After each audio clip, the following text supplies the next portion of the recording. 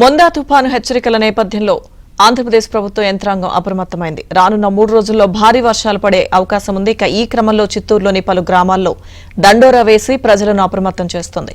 రాత్రి కురిసిన భారీ వర్షానికి ఎస్ఆర్పురంలో వాగులు వంకలు పొంగిపొర్లుతున్నాయి. పాపిరెడ్డిపల్లె వాగు, జేఎంఆర్పురం వాగుల ఉధృతితో సుమారు 10 గ్రామాలకు రాకపోకలకు అంతరాయం ఏర్పడింది. వాగు ఉధృతంగా ప్రవహించడంతో వాగును దాటేందుకు గ్రామస్తులు తీవ్ర ఇబ్బందులు పడుతున్నారు.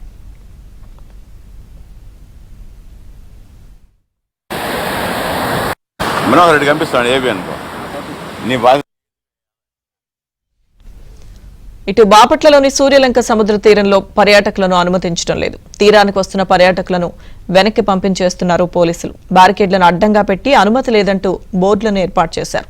పర్యాటకులను అనుమతించకపోవడంతో తీరం నిర్మానుష్యంగా మారింది.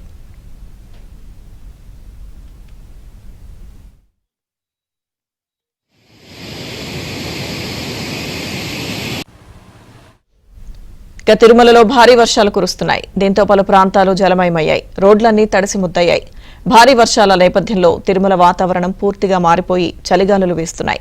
గత కొద్ది రోజులుగా శేషాచల కొండల్లో కురుస్తున్న భారీ వర్షాలకు తిరుమలలోని జలాశయాలకు జలకళ సంతరించుకుంది. ఇక తిరుమలలోని 5 జలాశయాలకు భారీగా వరద నీరు చేరగా ప్రస్తుతం 3 జలాశయాలు నిండుకుండను తలపిస్తున్నాయి.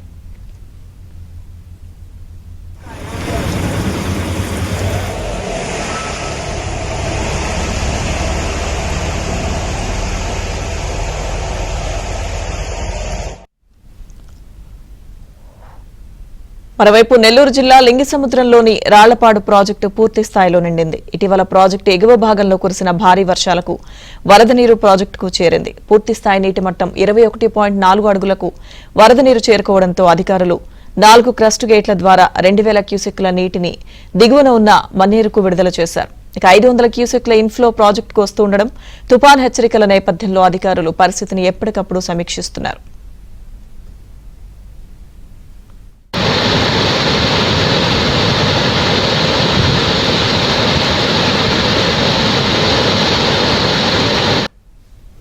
మొందా తుఫాన్ హెచ్చరికల నేపథ్యంలో అంబేద్కర్ కోనసీమ జిల్లాలోని అమలాపురంలో అధికార యంత్రాంగం అప్రమత్తంగా ఉంది.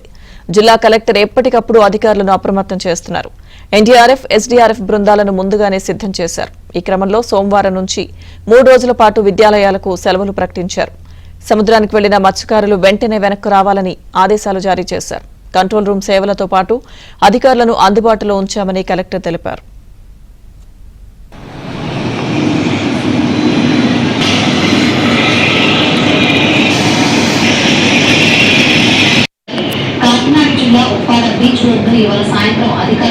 రిలీఫ్ సెంటర్స్ కి మొబిలైజ్ చేసి ఒక 2 to 3 days వాళ్ళకి కావాల్సిన ఫుడ్ ఏర్పాట్లు అవన్నీ కూడా చూసుకుంటాము.